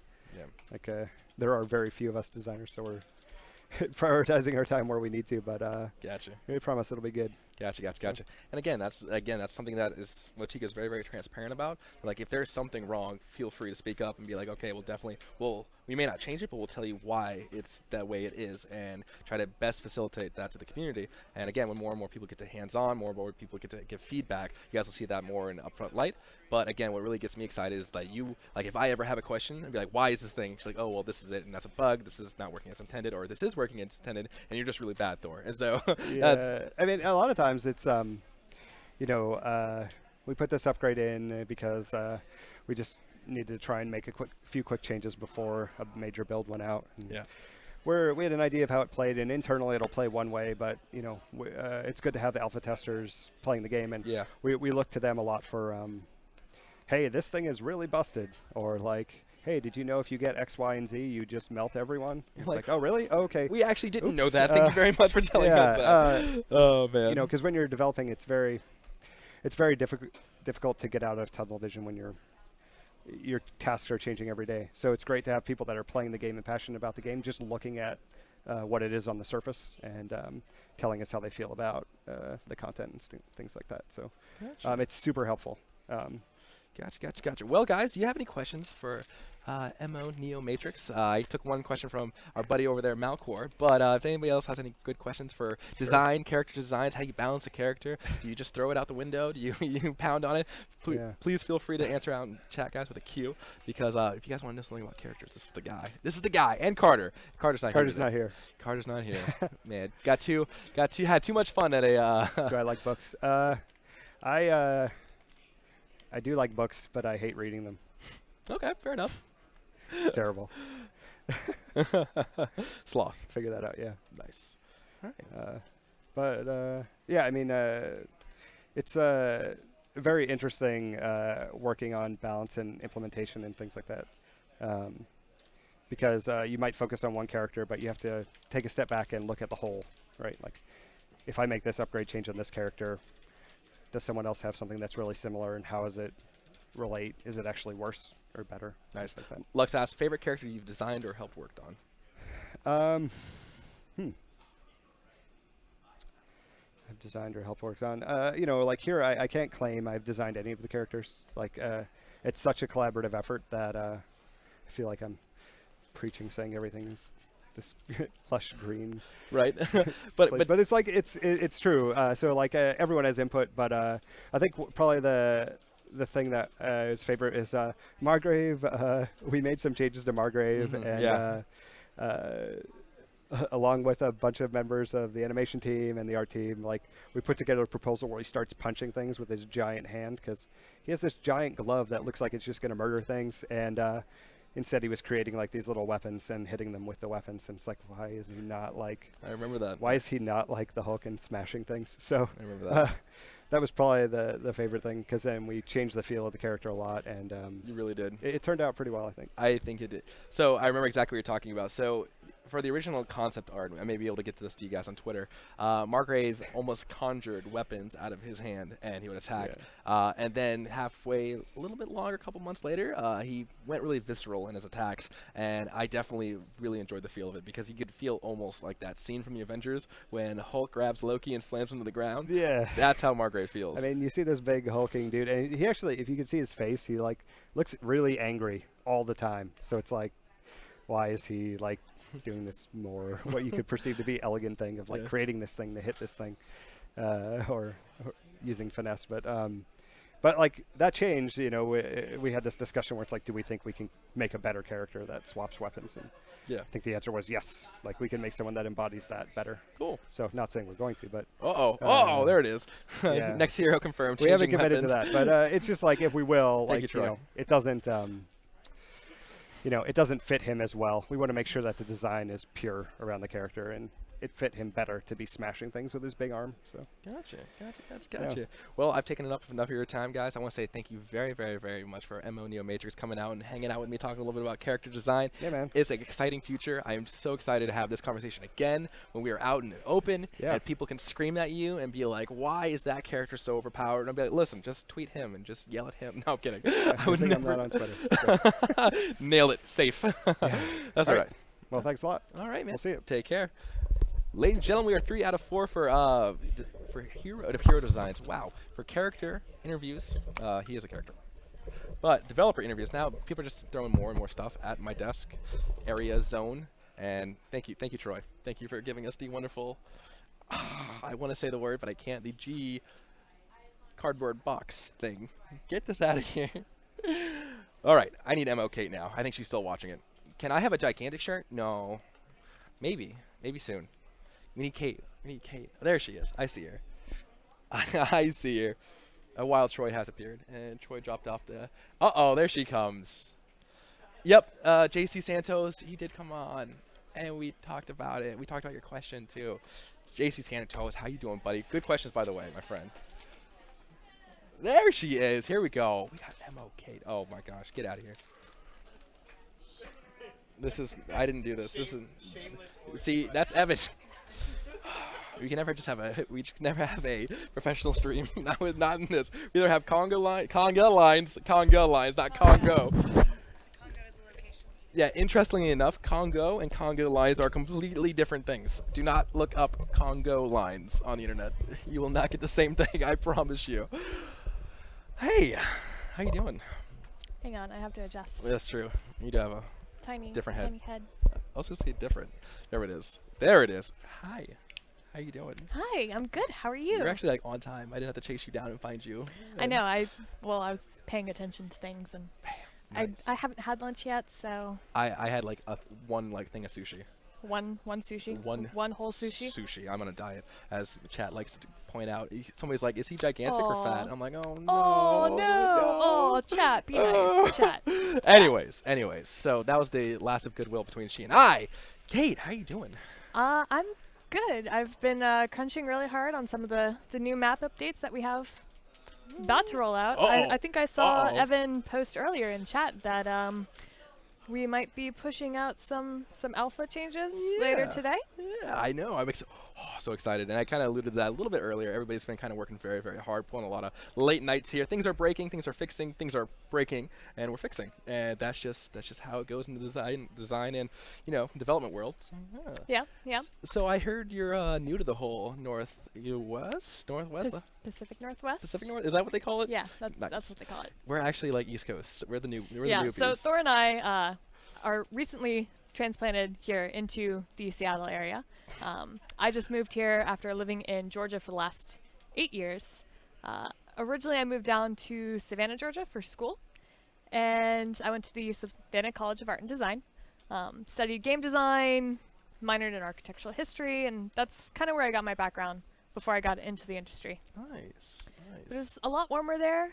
It is a lot less chilly. I think I've been cold since I've moved here. Yeah, I remember you walked in the first day. You're like, I'm so cold. I'm so cold. It's so cold here, guys. It's true, but it's nice. We've had a couple nice days as well. The sun will come out. Everybody will come out of their hidey holes, and they're like, the sun. It's so nice. Yeah, when it's sunny here, it's amazing. And Absolutely. driving into and home from work, you can see the mountains in the background. It's just very pretty. Yeah, very pretty. We had to take a company photo, and it was actually sunny that day. And then all the developers got out of our studio dungeon and walked outside, and it was like light shining on vampires. Like, into the sun, it burns. It was absolutely fantastic. Absolutely fantastic. So, Motiga is at Seattle or Bellevue, to be completely. Bellevue, technically. Technically, Bellevue. Technically. Yeah. Just technically. Yeah. So let's talk a little about you. Where did you come from? You came from. You said you came from Georgia, Atlanta. Yes. Where did you work before? So after graduating, actually just a little bit before graduating from college, I got hired at my first industry position at Hi-Res Studios. Nice. So many people in chat know me as Hi-Res Kate, formerly. Tumi continues calling me Hi-Res Kate. That's wrong. Tumi's playing Diablo. Tumi not even listening to me, insulting him. Yep. Now I'm insulted that he's not insulted. That's why he's an intern. Huh. Well.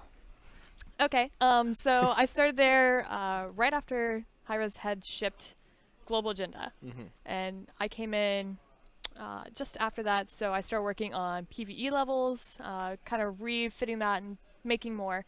I also started doing more of the PvP levels. Gotcha. And I would take PvP levels that other level designers had previously worked on, and I'd start doing bug fixes and adjustments for gameplay flow. And hey, this kind of sounds familiar to what I'm doing right now. A little bit, just tidbit. Just a little. I gotcha. So I did that for a couple years. The last big patch for Global Agenda that I worked on was the last open zone patch that we did. Okay. And actually, that was a really small team. There's about 6 of us who pumped out a whole new open zone, a whole bunch of new quests, new PvP maps, new raid maps, new PvE maps, and that was really fun. Lots of late nights on that because, again, only 6 of us. Gotcha. Everyone else at the time was working on either Smite or Tribes. Okay.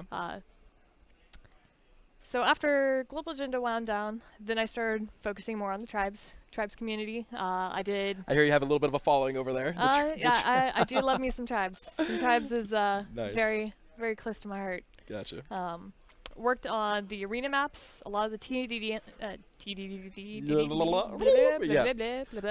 understood you. TDM maps, the team deathmatch maps. Gotcha. And I even managed to get in a capture the flag map called Canyon Crusade Revival, which is a adaptation of an earlier Tribes map called Canyon Crusade. Gotcha. So I could also get a little CCR illusion in there too.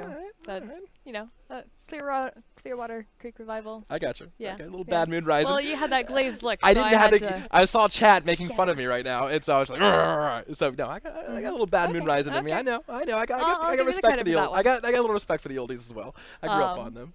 So I did that for a while, and then it was pretty much all hands on deck for Smite. Gotcha. And that was personally a little less exciting for me. I'm not super big into the MOBA scene. And there weren't quite as many maps that needed to be developed for that. I gotcha. So my main priority on that was to focus on doing things like bug fixes and adjustments to existing maps. Sounds so familiar. I also got to do the assault map, which was the ARM. Yeah. All random, all mid map. I also worked on Siege, which is a 2-lane map. Kind of a little different strategy there in terms of how the gameplay functioned. And Tutorial. Nice. It's funny because when we were at PAX East, I heard whisperings of High-Res Kate, and like, is she coming to work at Motiga? And I was like, I've never heard of her. And they're like, oh, she did the Assault map or the ARAM map. And I was like, oh, I love that map because it's all like Norse and all cool looking. And I was like, this is amazing. Yeah. As somebody that played Smite for so long, since the very, very beginning, I was like, and I saw what it was to what it did and what it became in your work. I was like, she's a wizard. And it was absolutely amazing. So when I heard you were coming here, there was a lot of respect. It turned into hate and anger, but that's just normal. Well, hate is one of my nicknames, as you've come to learn. I have. Not a day goes by at the Motiga office where we're not trolling each other and yelling at each other and all that kind of good stuff. And you've earned your nickname well, MO Hate. So. I try. Or I hear it's part of that Vidasi. Yeah, Vidasi. We kind of messed around a little bit earlier on stream talking about how you and your Vidasius Pro Maximus, that character. Anyways, I love it. Good character. Kappa. But yeah. So let's talk a little bit about what you're doing here. All right. Well, speaking of coming in and taking over maps that already exist, Right. That's been my number one thing here at Motiga. Part of that was to help me get familiar with some of the mechanics, the layouts, and the new AI system that Gotcha. Motiga has developed for use in Gigantic. Being able to have the huge guardians that rampage across the map and destroy things as they go along. Gotcha. So it was really good for me to be able to pick up on a map that existed and kind of pinpoint some of the issues that it was having with flow. And then make Tomas a living hell nightmare. Oh yeah. So my first week here, I kept turning around to Tomas, who is one of our amazing environment artists. Yeah. And I was like, hey Tomas, if you didn't pick up on it already, I'm here to make your life miserable. Oh man. So poor Tomas had to deal with me coming in and changing everything like right off the bat. So I've been working on that. And again, that's been a really good way for me to learn some of the more proprietary things that Motiga has done with the Unreal Engine. Yeah. I'm actually wearing my Unreal shirt today. Look at Hurrah! that. Boom. 1995. So we do use the Unreal 3 editor here at Motiga. But everyone tends to make adjustments that they need for the gameplay styles that they're working on. And I'm still having to go to Nick and be like, hey, the AI is not doing anything that I would expect it to be doing. What do? Running into the map. I've seen some of the fun and little shenanigans. What are you doing in the middle of the map surface? Go back to your home. Yeah. I've seen that. Yeah, that's been pretty fun bugs going around. Thor keeps coming over to me and being like, so what you working on? I'm all like, this thing isn't working the way. It's really exactly like that. Yeah. And I'm like, okay, I'll go back to my. Yep. Okay, bye. Thor tries to come over and be all chatty and happy with me, and I'm just like, I'm grumpy. Map's not doing what I want the map to do. Blah. It's true. And then Tomas is like sinking really low in his chair. He's like, great times. Great times. Yep. Awesome. Well, I'm gonna play the B-roll from Canon V1, and that way people can get like, oh, well, that's what Canon actually looks like. That way they're just not making it up in their heads. Yeah. Boom. Let's go ahead and here. Please play B-roll. Here we go. There it is. Ooh. And in before it's super freaking loud.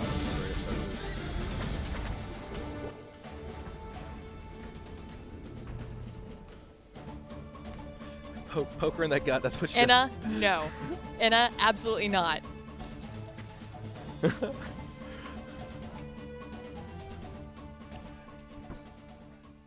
Nice. So that was a quick little B-roll footage of what Canyon is and what people got to really play at PAX South and PAX East. And the overall reception of Canyon, that was really, really fun. Really fun. It was kind of very, very narrow in the sense.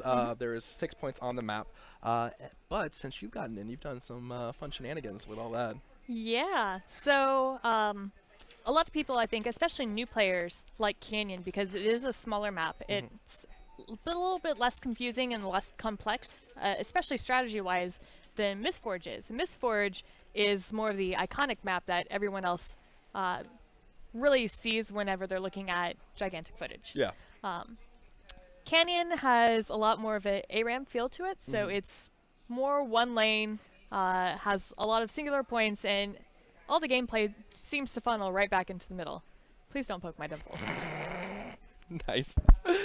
Can confirm high res is full of dimple pushers. Nice. Nailed it, high res.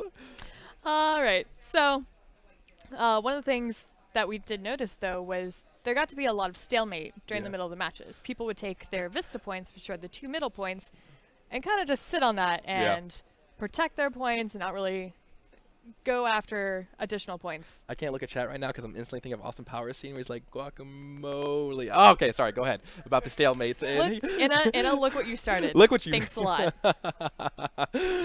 Nice. So, The stalemates. so the stalemates, and some of the things that I was tasked with when I first got here, apart from learning all the new tech and systems and blah, blah, blah, was to fix that aspect of the gameplay. Gotcha. So one of the things that I started doing was to... Oh, yeah. Boom. Segue. Yeah. So... Did it do? Yeah. Oh, it did. Okay. It did. It did change. Sorry, I'm slow. No, it's okay. Oh, hey, look at that. We have... Thank you. We got pizza? Thank you so much. We got pizza. Whoa, I streamed last time and didn't get a pizza. Now because she's here, we get pizza? This is actually a gift from Getting Drunk Alone, who's watching the stream. Oh, look at that. Thank you, Getting Drunk Alone. Man. So one thing to notice in the new layout of the map, I'm making Nice. everyone jealous now, Nailed it. is that if you want to go back to the last frame, That's going to be an interesting thing. I probably should. Oh, there it is. Wait. yeah, so you can Nailed see it. kind of towards the middle that there are 2 entryways leading up into what's behind that wall, which is the Vista point. And what that meant was if someone was able to take that Vista point, usually the team who owns that point, they would just sit up there and snipe the other side. There was no real way to get in there and make a good push to try to take over that Gotcha. point and challenge the other team for it. Indeed. So if you want to go back to the next frame. So pushy. I know. Pushing MO hate, points, ladies and pushing gentlemen. pizza. Oh, man. So you can see for What else like funny? You will never stick that pizza. No, you won't stick that pizza in your mouth multiple times as you're talking about the map. It's like the worst thing ever, streaming and eating at the same time. Kreen has done a very good job of it. I used to be able to go back, and this is not for interns. No. Anyways, go ahead. No, please, like no. A pox Are you on me. done? No, Are you done? are you good? So one of the first things I did was create more of an entryway that linked the Vista or the cavern point, which you can see in this frame. It's to the left. No, I lied. It's to the right, to the Vista point on the left. Now you have a ramp that you can go up there and have a high advantage going into attack this neutral point. I also got rid of a lot of the cover that was in the middle. Yeah. I wanted to make running out there and challenging that other point be a bit more of a challenge. So that meant getting rid of a lot of the rocks. If you want to, go back to the last. So you can see there's a lot more rocks. There's a lot more little cacti brushes. And I went in through and just swept away most of that. Boom. Swept. Swept. Nailed it. Did Awesome. a little cleaning house. So it does make it more of a challenge to get around through on that.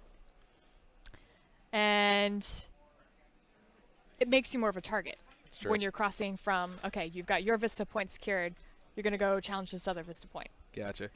Gotcha. And some eagle-eyed viewers out there, if you guys were watching last stream, we talked a little bit about how lore gets. This is a great segue for you just to eat your pizza while I ramble on about lore. We talked about how we don't want to make lore really intrusive. We don't want to shove it in your face. We want to make it so it's exciting, but not in some weird website where you have to go through like tomes of information. You read books and yeah. Yeah, and there's definitely good things about that, but what we want to do is kind of really infuse our lore into everything. And if you're smart and you kind of go back to the last stream and see what he said, you guys might be able to see a little bit of changes in the map, and there's mechanical stuff, there's more machines. Yes. Uh-oh. Did we go into detail about? Not particularly. I said a certain house may use that certain thing a little bit more, but that's about it.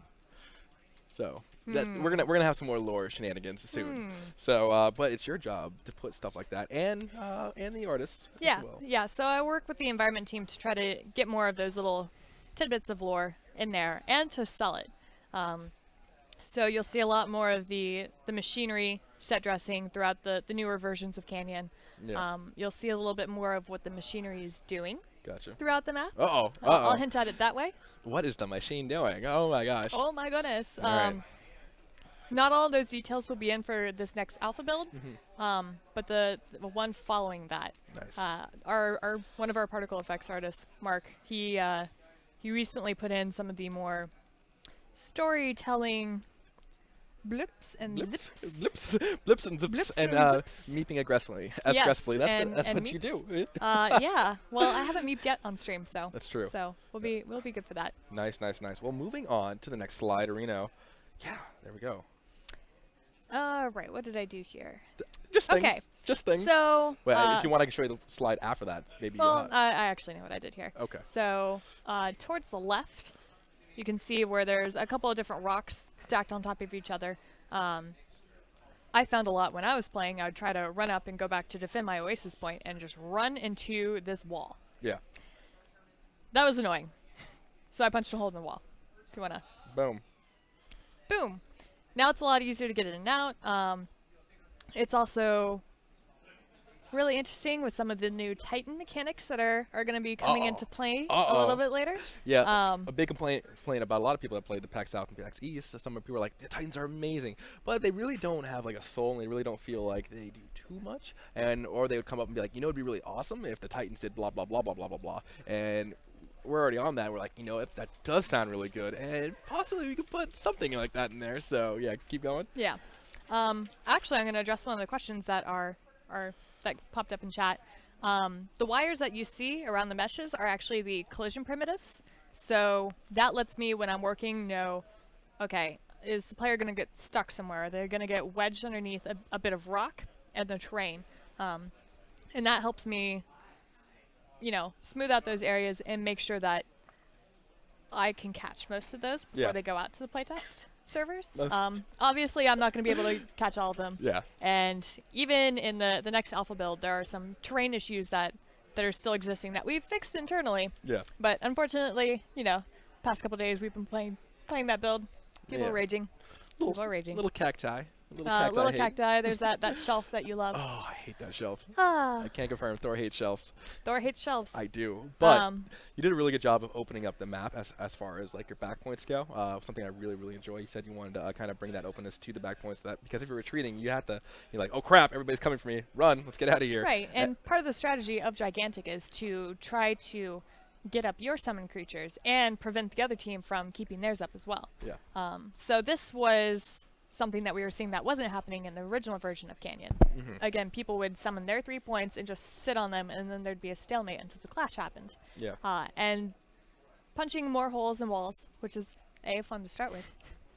This also opened up the map experience to flow a little bit better and get a little bit more circulation for back capping and for, being more aggressive to another team. Indeed. And not only does it let you kind of go back and defend your points, but also gives little back cappers a little bit easier to kind of swiggity-swooty going through that map booty and kind of hanging out and getting out of there. I can respect that. And while it's not impossible to catch the back cappers and stuff like that, because again, it's easier for people to defend, it just kind of opens it up. It makes it feel a little bit more alive, and like the Canyon has in life and an essence. So moving right along here to the next one.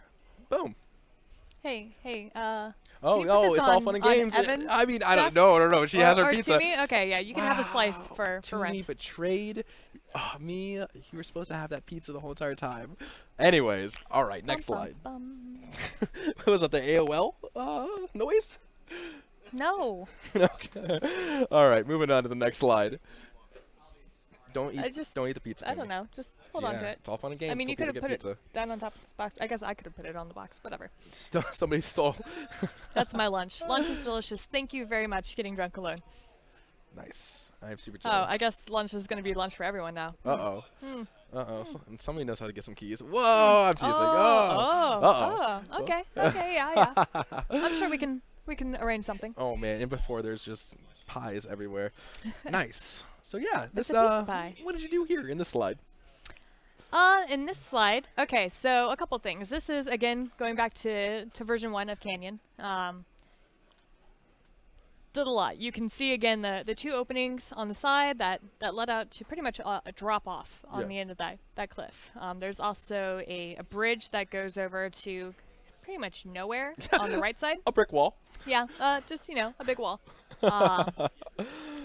And so in version 2, you can see I opened up that one wall on the left. I made it one big singular entryway, and that leads out to the ramp that goes down into the enemy cavern point. Yeah. You also see that we did a lot more terrain smoothing, so it ramps up very nicely. There's less of a shelf that you were kind of tripping up trying to get over. I've also expanded on the right side.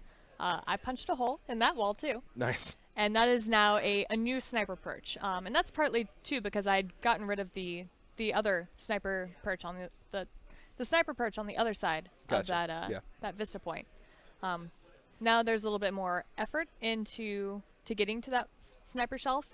It also gives you more of an incentive to challenge the other team for their vista point. Yeah. That sniper shelf gives you a nice line of sight down towards the enemy guardian. You can be able to call out to your teammates if people are running up that lane, Yeah. which direction they're going, to be prepared, to maybe fall back. Yeah. So again, trying to help with the flow of the map and give reasons to challenge the other team for their points. And something I really like as well, that Vista point, while it's a huge boon to your team while you have that point, what I like to see is when you do get a push and that your Titan rampages across the map, a sneaky Amani's can get up there and then nail down the wound from that point. And so it's definitely something that kind of opens up the map too. And as good as it is to have on defense, if you can manage to sneak that away from your enemy team on offense, oh, it's such a nail in the coffin. And you're just like, where's the Amani at? And you're like, oh, she's in the basket on top. And you're like, oh. Right. And it's been really fun too, even if the other team still owns their Vista.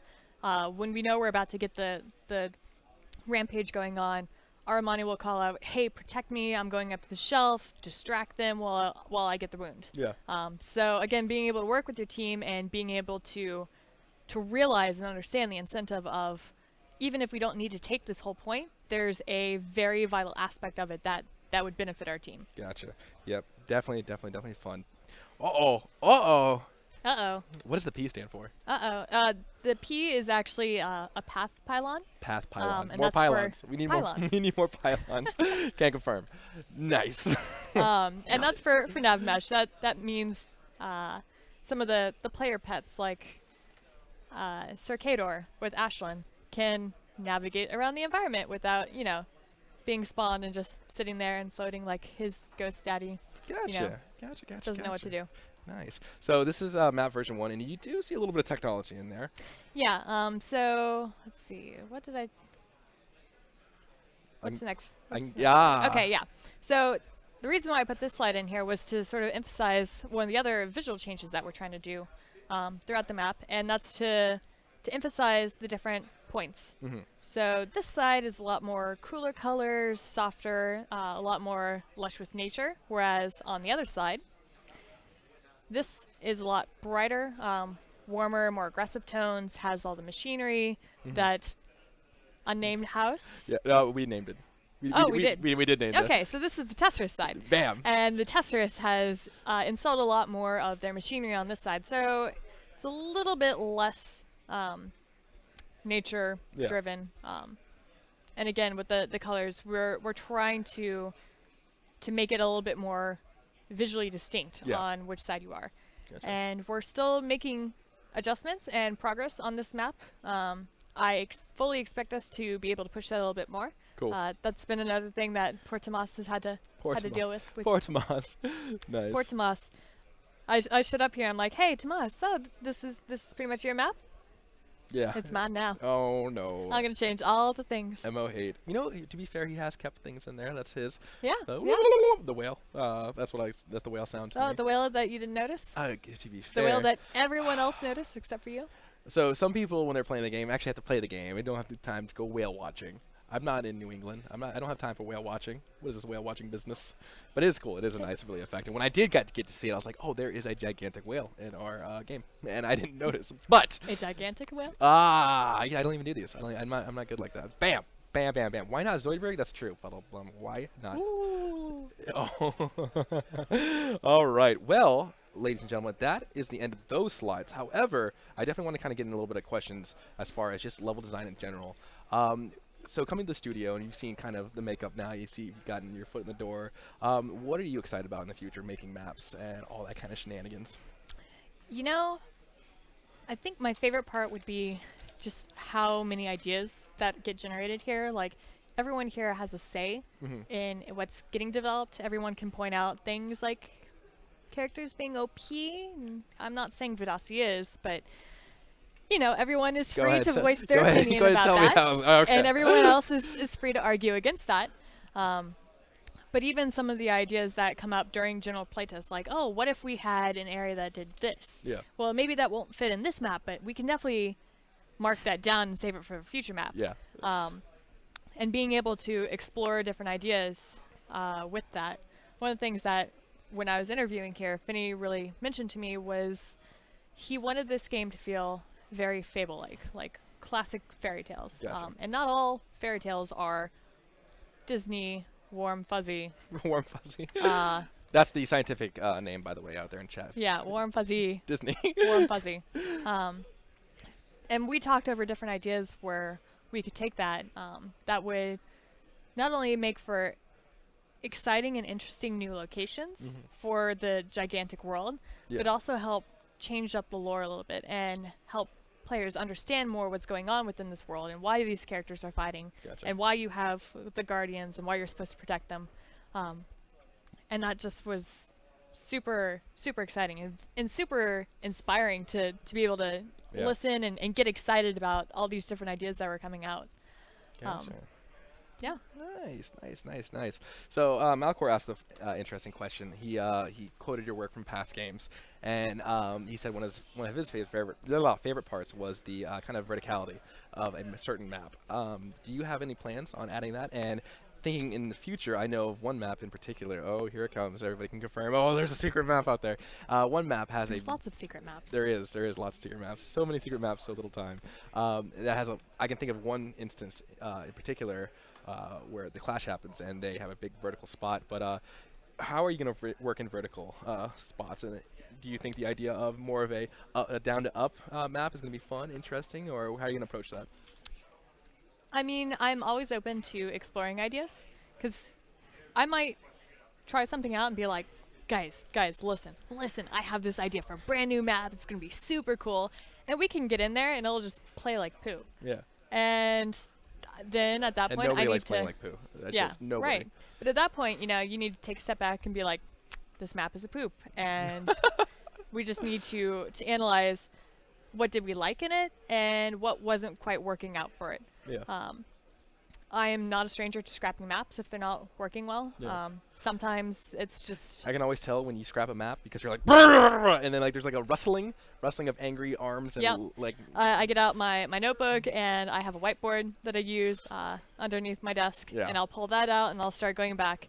And what I like to do when I'm in my level design process is to have bullet points of what I want each map to function as. Like, Yeah. I might have a setting or just a theme for the map. It might be like a big forest map or a canyon map, shall we say. or a snow map. Or a snow map, or a city, or like some generic term that I can use to help. Tomorrow's gonna be on Reddit. It'd be like snow, city, and map confirmed. Oh Snow no. City Forest map. Yeah. Every single one wrapped up in one. Right. But that way I have these ideas in the back of my head to help me with ideas for design flow. Yeah. The way I would approach designing a city map would be a lot more blocky, a lot more structured than I would maybe a forest map. So I do that in my process. With a game like Gigantic that does have a lot of super jumps and things like the grappling hook and teleports, and even these huge guardians that can fly and tunnel around. Gotcha. I definitely see us experimenting a little bit more with verticality. I believe that was Malkior who asked that question. Yeah. And he's probably referring to the first PvP map that I made for Global Agenda, which was Toxicity. Toxicity had a main level of gameplay, and then it had these tunnels, like these sewer tunnels underneath that you could jump down to, sprint across to the other side of the map, and then hop back up onto the main level, and then gank the enemy team. Okay. So I may have been considering that idea a little bit. Nice. So yeah, we'll see a lot of that. It's funny. On last week's Reddit post, somebody was talking about the Unreal Engine, and because you work with Unreal so much, you even have it on your shirts. Do you like the Unreal Engine? You can be honest. Do you? I do. I really do love the Unreal Engine. The Unreal Engine just has so much power and so much flexibility to it, which they've even expanded on in UE4. Mm-hmm. And being able to set up as a level designer, even without programming coding support, I can be like, hey, I want this event to trigger after this other event happens. I want when players destroy this wall, this other thing opens up. Gotcha. I want to avoid the Nerf darts that are flying throughout the room. I could do that with the trigger. Kirby will save us. Kirby will save us. Kirby will save us. Oh, there you go. You got one. You got a nice one. No pizza for you, Evan. No pizza for Evan. But yeah, the Unreal Engine 3 has just been one of my favorite things to work in. Nice. Especially the scripting language that I use as a level designer, Kismet, gives me a lot of opportunities to do things like Kismet? Kismet. Kismet. That's something. Kismet. That's interesting. Have you never heard of Kismet before? Well, have you ever heard of? I don't know. That was a things? great comeback. I don't. Streaming doesn't have super high level like crazy words to use on. You know what? Have you heard of? Yeah, you have heard of everything that I use. Okay, I'm done. Moving on. Yeah, I've never heard of Kismet. Kismet sounds like a name. I like it though. Okay, well. So you your should- coding language of Kismet. Yeah. And that's what gives me a lot of power to do things like during the Clash now in Canyon, we change the color of the fog, and we change the color of the sky, and we make it a lot more dramatic. Gotcha. Or at least we're starting to make it a lot more dramatic. We're going to push that more as we continue to work on the map. And we'll also carry that through to other maps as we expand the gigantic universe. Gotcha. You know what's frustrating, guys? I'm going to come up with a comeback and it's going to be like 4 hours from now. Kate's going to be leaving to go home and be like, and that thing. And she's going to be like, what? And she'll know, though. She'll know now. So. No, I'm just going to stare at him, shake my head sadly. I am the worst at comebacks. My brother was the good one at comebacks. I would be like, and potato. And that's all I got. So nice. Potato's a valid argument. I mean, I've stretched that argument for days on my end. Nice. So, what is the best thing about working for Motiga? I gotta ask you that. Is it killing everybody in playtests? Well, that is very satisfying, I have to say. I don't know. They have this really awesome coffee machine over there in the corner, true. and I can have a mocha latte whenever I need caffeine. April Fool's Day, they might have told me that it was voice activated, and I might have tried to get it. Oh, I wish they had that filmed. It was bad. It was bad. Any chance that Gigantic might incorporate weather effects in its maps? Say that again? Oh. Any chance Gigantic might incorporate weather effects in its map? I feel like we definitely could. It would just take a little bit of finessing to do, especially depending on how it's rendered. Yeah. We would be able to do things like, snow maps. We did that in Tribes too, where it was mostly a camera effect, so it was totally independent of the gameplay itself. Okay. I don't see us being super resistant against that. It's just working that into performance. Yeah. Performance is always the number one thing. The second biggest thing is making sure it plays well. Yeah. Like, Indeed. if you're not having fun, then what's the point? Yeah. 10 FPS, super fun. Yay! But we have rain. But we have the rain. Yeah. Always important. Yeah. Things like more complicated things like day and night cycles, where you get into a lot of the dynamic lighting. That might be more of a concern, especially for me. Again, thinking about performance issues. Yeah. But weather effects would definitely be able to. We'd be able to Cool. slip that in. That'd be fun. That'd be fun, and it's cool because Mistforge does have that dynamic change. The river dries up, Right. and then the map changes astronomically, and it really goes into a whole different feeling. So, moving on, I'm really excited. I'm really, really excited. One of the questions again was, what is your just take on maps in general? Like, again, we can't get too much into it because it is alpha, and we have to keep some cards close to our chest. But we did hire you to make maps, stuff like that. So there are going to be more than just. I gotta think in my head how many maps we have, because I don't want to be like, we have 10 maps in production. No, that's not true at all, folks.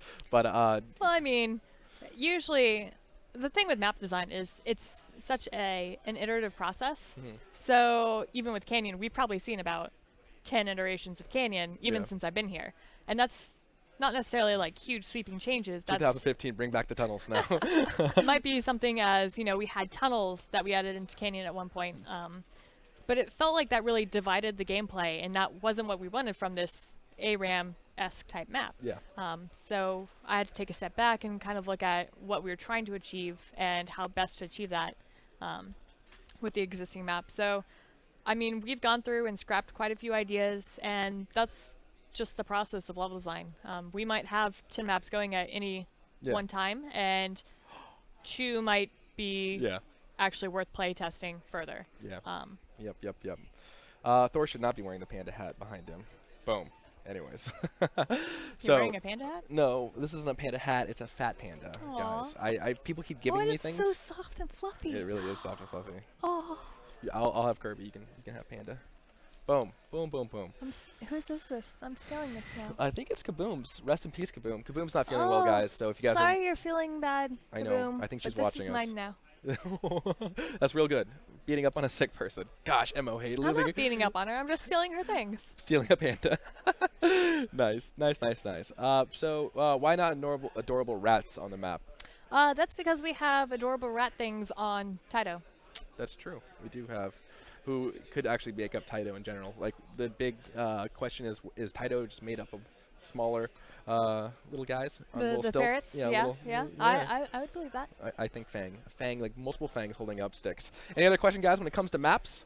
Because Kate's your girl. Uh-oh. M.O. Flap Flap, best Kaboom. Yeah, M.O. Yeah, Flap Flap. Mo Flap Flap. That was you. No, that was, well, I came up with the name. But we couldn't have possibly made Kaboom do the dance. That's completely true. It was so beautiful, so majestic. Indeed. Majestic Flap Flap. All right, are there any other questions for me from chat? I know we had a couple scroll up that I kind of missed. But Yeah. What is the device I'm holding? that's his keyboard. That is my keyboard. That is my keyboard. Yep, keyboard. Are you guys looking at heroes or map ideas from the community? So our Reddit does have a post place where you can post hero ideas. So there is. Oh my gosh, somebody touched me. I don't know. Oh, it was just Evan. It's okay. So I think one of the things I love about our community is that we're always talking to you guys, and if something has a cool idea and you guys think of it, we're not gonna be like, oh well, you know what, Chujin thought of that idea, so we can't use that one. No, we'll definitely talk. And I know you're very vocal with the alpha community, which is unfortunate because a lot of people don't get to see that, but you are on the forums, you do get to talk. I And don't get to see that yet. yes, very very soon. TM. Yep. Level design with tutorials. Board Brit Gamer. Well, first of all, I'm going to say I am in the process of making a gigantic tutorial. We have had some discussion about maybe me streaming some future level design things, but I believe Troy has to approve all that, and then we have to work through NDA type issues. I don't know necessarily that we'd see that during alpha, but maybe once we get more into open beta, I would really like to do something like that, and kind of talk through my process and show people That'd be really a interesting. bit more of the less glamorous side of level design, which is I need to make a volume here, and now I need to make a blocking volume here. Nice. Hurrah! Nice. And a really exciting thing I get to do for you guys is really highlight our development talent. And we have so many amazing developers, but an example of what you just said is like when you guys can sit down and talk with Kate and chat and have that really one-on-one experience, and you'll be able to, in your own time, own pleasure, just kind of hang out with chat and really design. You could maybe design a map for them, and we'll call it the hate map or something. But nice, it'll be amazing. Really exciting, guys. Will this tutorial be big or blank? The tutorial will probably cover a bunch of different things. The map itself, I have lots of plans for. Nice. And that's pretty much as vague as we can get to. Yeah, but yeah. the tutorial itself, I've been following all the different new user experience threads on the forums, people who post their first impressions. Board Brit Gamer had originally posted his thread being... Oh, sorry. Speaking of breaking NDA, my bad.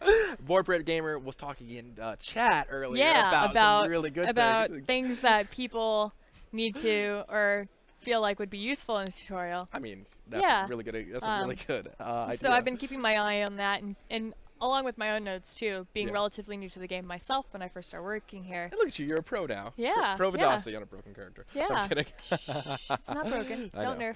nerf. Don't nerf me, Finny, please. In Finny we trust. Infinity we trust. Nice. Will maps make work lower in the world? I heard you didn't want Lord to be in future players. Yeah. So Burn Castell, we definitely we kind of talked a little bit about it earlier. I can actually show you an example of that. Where is your slideshow? So for an A Did and you B. completely butcher my name? I didn't. You did. I did actually. Well, you know me in words, not too good. So Burn Castell, just an example of how you can show lore in a map, just like this. So again, if you watched our stream last week, you'll kind of understand what I'm saying, and if you want to go back and watch that. But the difference between before she got here and after she got here, and especially going forward in our beta, and where more and more things get put in, where it gets to tell the story, I definitely encourage you guys to go and try to kind of piece together the lore, because it's actually out there and it's exciting. Right, and we're going to continue, especially with some of the newer upcoming maps that we're working on in the background, talking over ways to help sell lore in Yeah. more subtle ways, reasons about